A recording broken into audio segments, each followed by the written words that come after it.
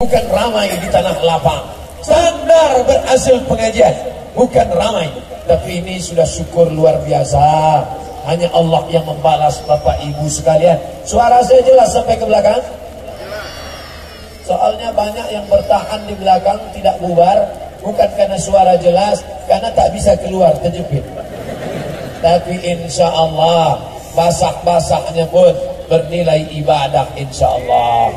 Langkah pertama menghapus dosa, langkah kedua mengangkat derajat. Langkah pertama menghapus dosa, langkah kedua mengangkat derajat. Insya Allah yang selama ini rezekinya susah, sulit, balik dari pengajian ini mudahkan rezekinya ya Allah. Yang selama ini suaminya belum sembahyang, mudah-mudahan selesai ini suaminya rajin sholat berjamaah. Yang selama ini masih lajang belum menikah, jumpakan dengan jodoh yang baik-baik ya Allah.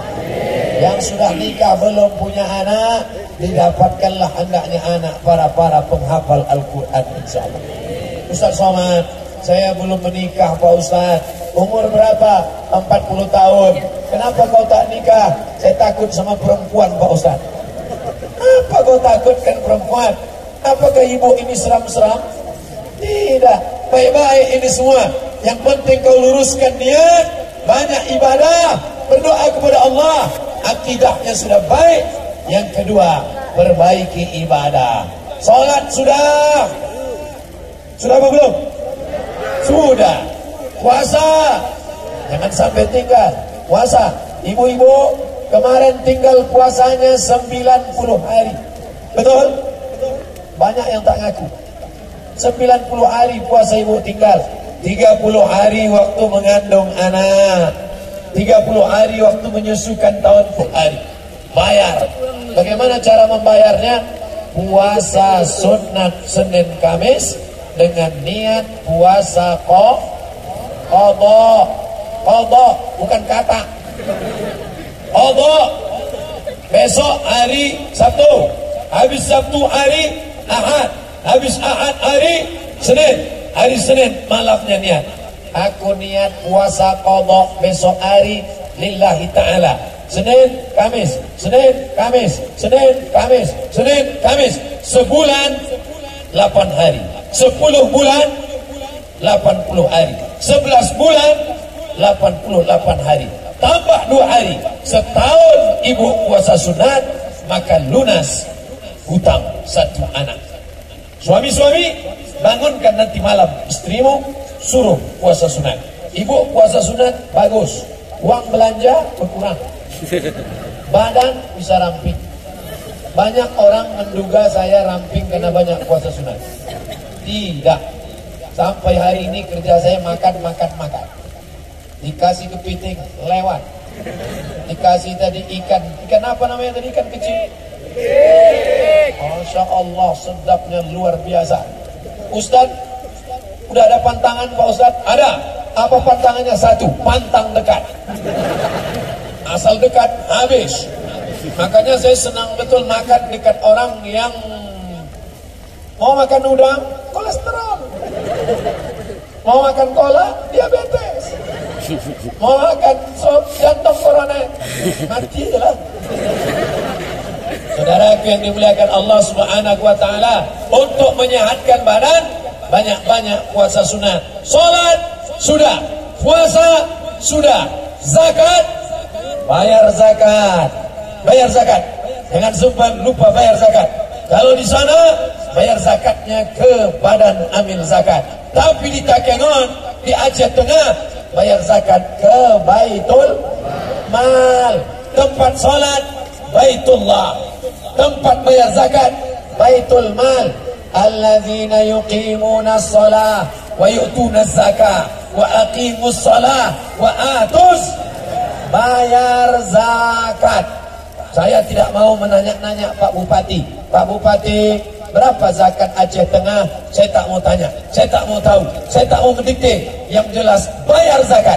Yang tak bayar zakat, nah itu nampaknya minta zakat dari suaranya. Mereka minta Bapak Ibu yang di depan duduk. yang di depan tak bisa duduk karena tak ada alas. Akhirnya yang depan tak mau duduk, yang belakang tetap ribut. Saya pun tak tahu apa yang mau disampaikan.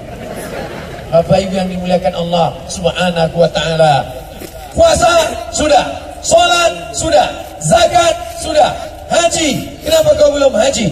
Insya Allah kalau niatmu baik, kau tanam kopi, begitu memetik kopi, apa niatnya? Mau pergi haji, mau pergi haji, mau pergi haji, mau pergi haji, mau pergi haji, mau pergi haji. Insya Allah berangkat haji karena kopi terbaik di dunia, kopi Gayo, insya Allah. Amin. Sekarang banyak orang tak berangkat haji, padahal duitnya banyak. Kenapa? Karena waktu menanamnya niatnya kawin lagi, kawin lagi, kawin lagi. Sekarang saya tanya dengan Bapak, jawab dengan jujur, apakah salah kawin lagi? Enggak. Sekarang saya tanya sama Ibu, apakah salah kawin lagi? Tidak, kata dia. Setuju dah, mainkan. Mainkan. Dengan syarat dan ketentuan berlaku. Kata Nabi, di antara doa yang makbul, doa waktu tahajud malam, doa antara azan dan iqamat, doa ketika sedang perang, dan ada satu yang paling menakutkan ibu-ibu, doa ketika sedang hujan.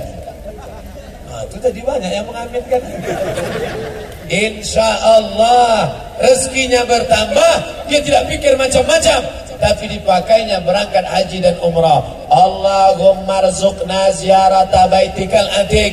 Ya Allah, murahkan rezeki kami di Aceh Tengah, murahkan rezeki kami di Takengon, sehingga kami bisa berhaji ke Baitullah insyaAllah. Amin. Tapi jangan lupa sedekah tetap.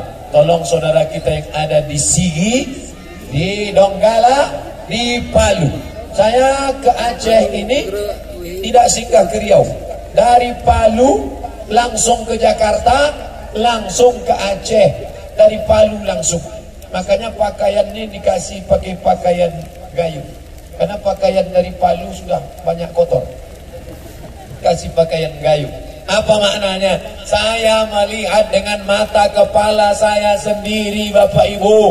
Rumah-rumah rata dengan tanah. Berapa luasnya? 40 hektar. Lama saya tegak berdiri. Rumah yang megah, mewah. Jangankan tiangnya, atapnya pun tak nampak. 40 hektar rata dengan tanah.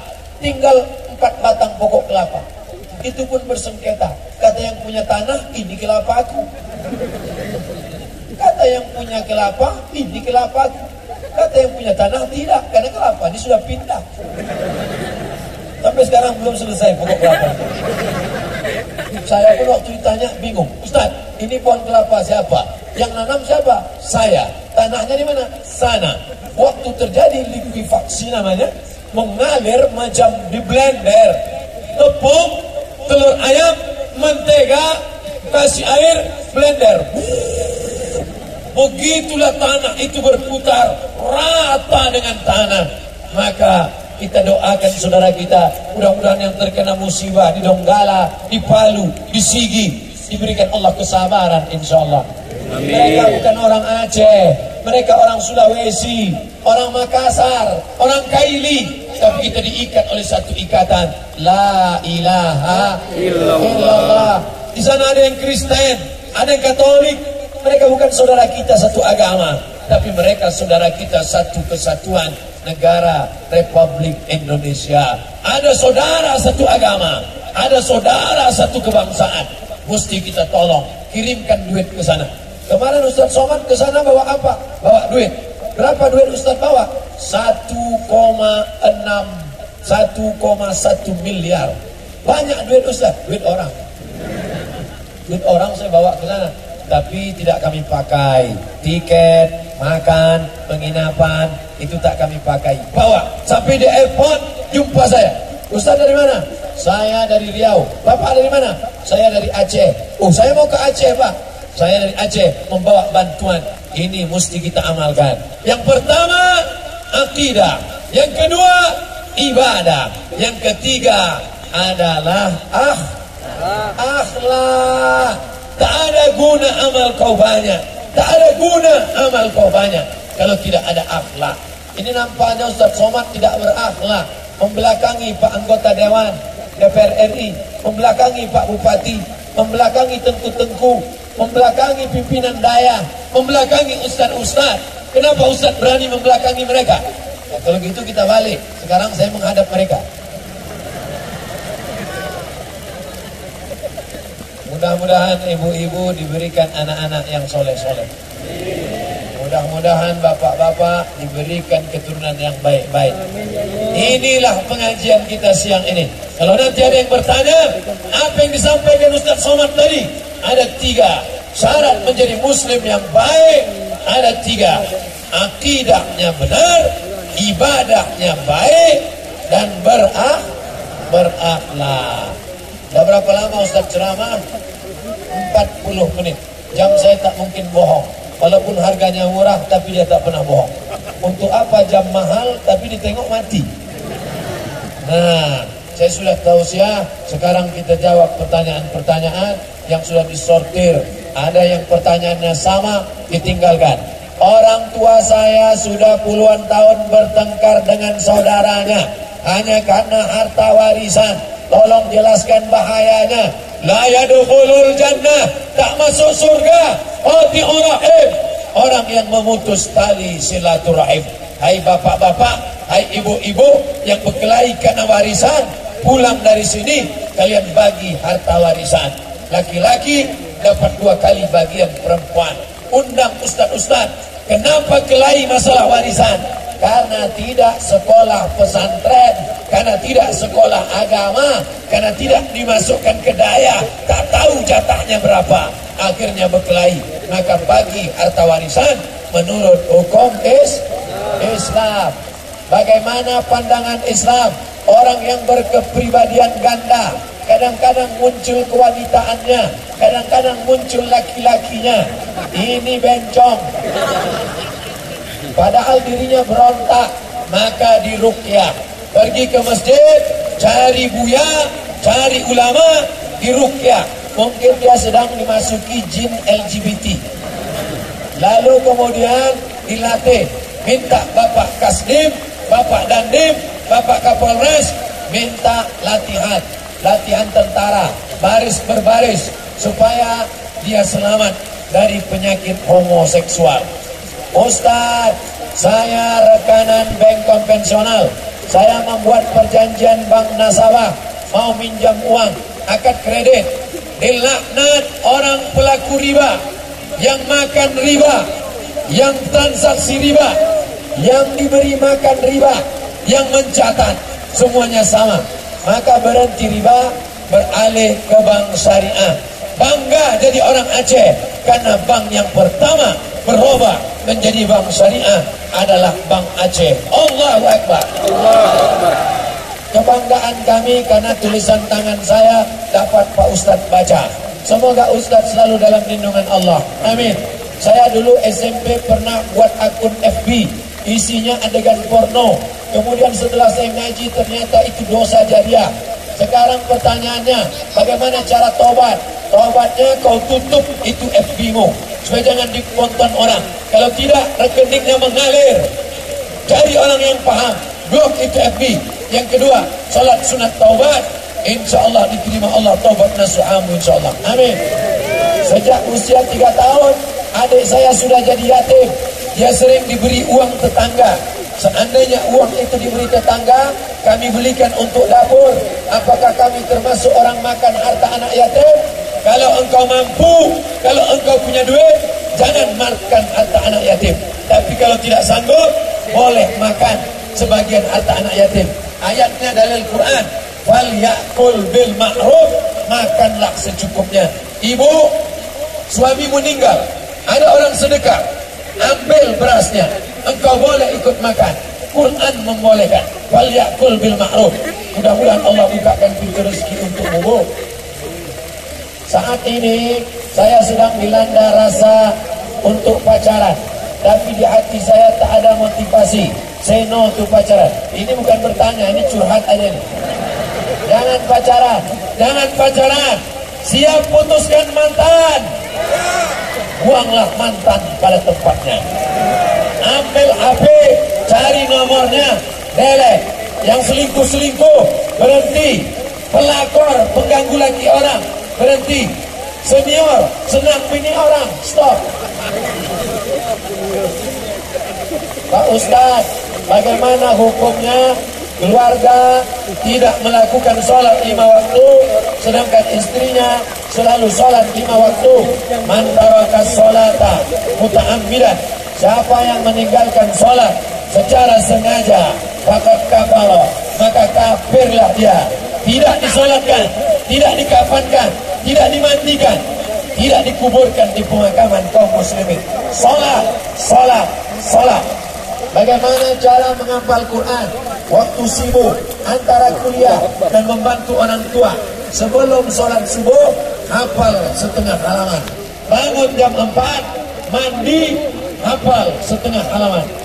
Baca qobliyah subuh, baca qobliyah zuhur, baca ba'diyah zuhur, baca qobliyah asar, baca qobliyah maghrib, baca ba'diyah maghrib, baca qobliyah isya, baca ba'diyah isya. Itu jurusnya.